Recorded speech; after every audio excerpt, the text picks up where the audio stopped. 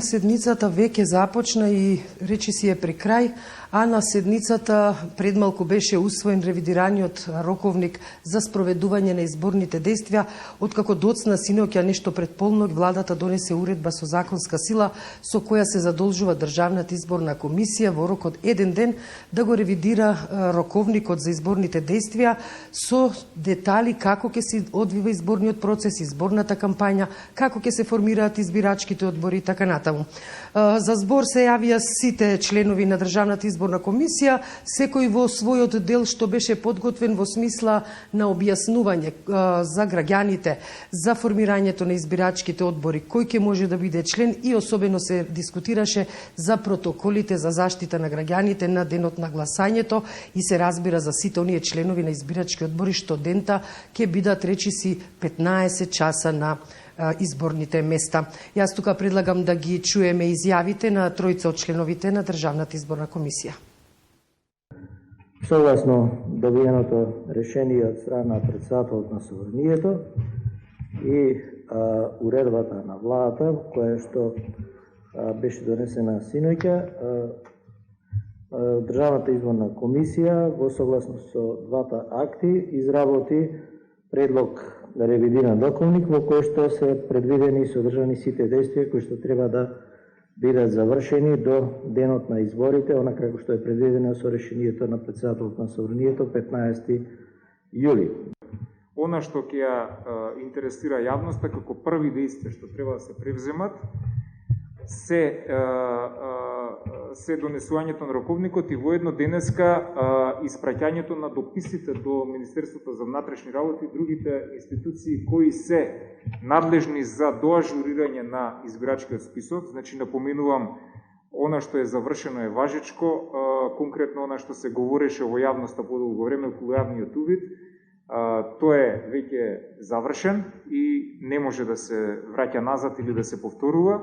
Значи, одиме со доажурирање, односно надополнување на избирачкиот список согласно член 43 став 6 од изборниот законник, со тоа што надлежните институции ќе ни ги достават сите потребни податоци согласно изборниот законник, за да сите граѓани кои го исполнуваат правото бидат ставени во избирачкиот список заклучно со 15.7. како ден на гласање. Со новата уредба ние имаме измени, значи во начинот на гласање, че имаме 3 дена гласање, значи на 13, 14 и 15 јули.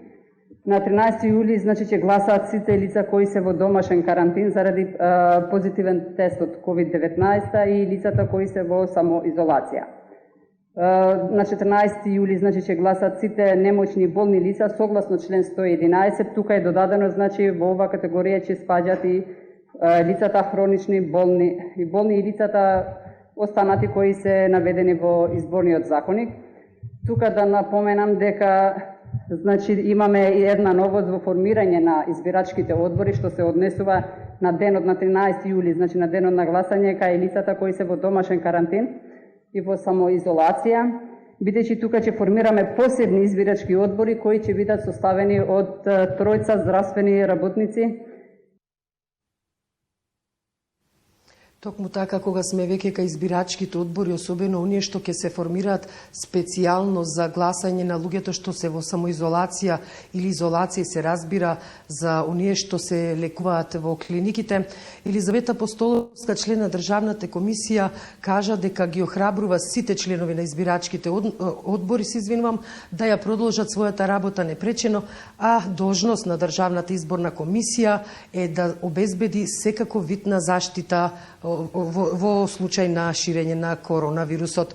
И владата исто така синоќа со уредба со законска сила го задолжи Министерството за здравство да го обезбеди сиот потребен заштитен материјал за Државната изборна комисија, за избирачките одбори и се разбира на денот на гласање на избирачките места.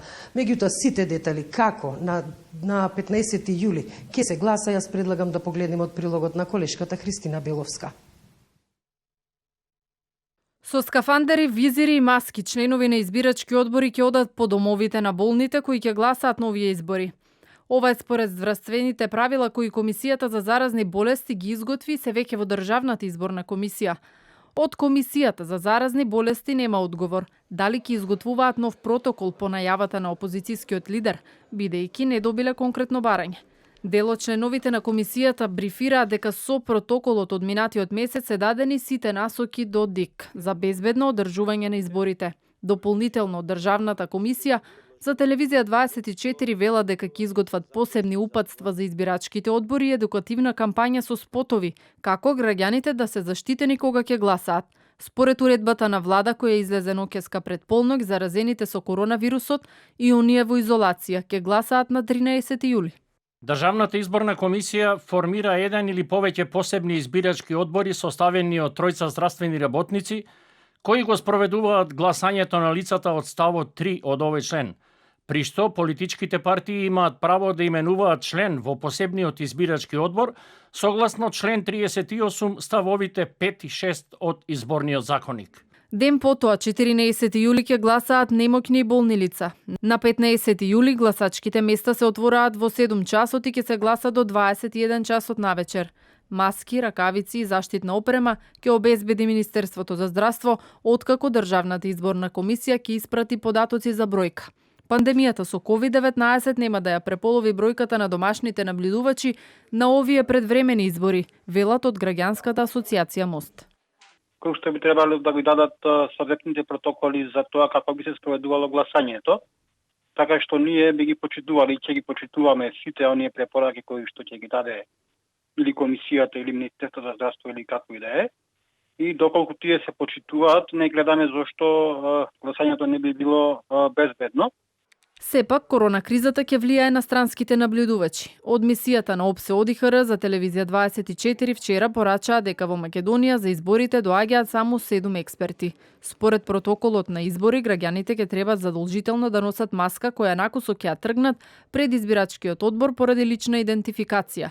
Во просториите ќе мора да се проветрува, да се држи дистанца и често дезинфецирање, а во гласачките места не смее да има поголем број на гласачи отколку боксови за гласање. Токму така и уште за ова линковско вклучување уште неколку детали што сега беа изнесени на седницата на Државната изборна комисија, а се однесуваат, се разбира, на граѓаните. Радица Ристевска, член на оваа комисија, кажа дека ќе има специјални промотивни материјали кои ќе се делат до сите граѓани за да може што поточно и подетално да се запознаат како на денот на гласањето да го остварат своето право на глас, а при тоа да бидат заштитени од коронавирусот. Инаку интересно е да се спомене дека Борис Кондарко, исто така член на Државната изборна комисија, кажа дека комисијата, иако се уште тоа треба да се утврди со подзаконски акти, одлучила членовите на оваа комисија да не земат дополнителни надоместоци и бонуси, нешто што во минатото беше пракса, а пред неколку години предизвика и вистински скандал. Исто така, Кондарко нагласи дека поради неисполнети законски услови, диаспората на овие предвремени парламентарни избори нема да гласа.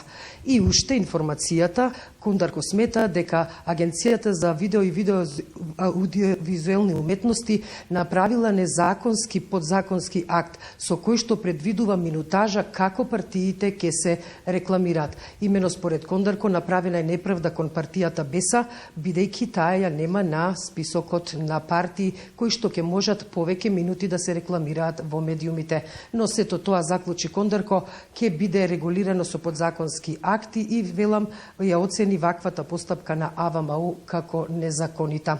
Ете, тоа би било се. Седницата се уште трае. За следните заклучоци и се што ќе биде изгласано се разбира во следното издание на Дневникот на ТВ24.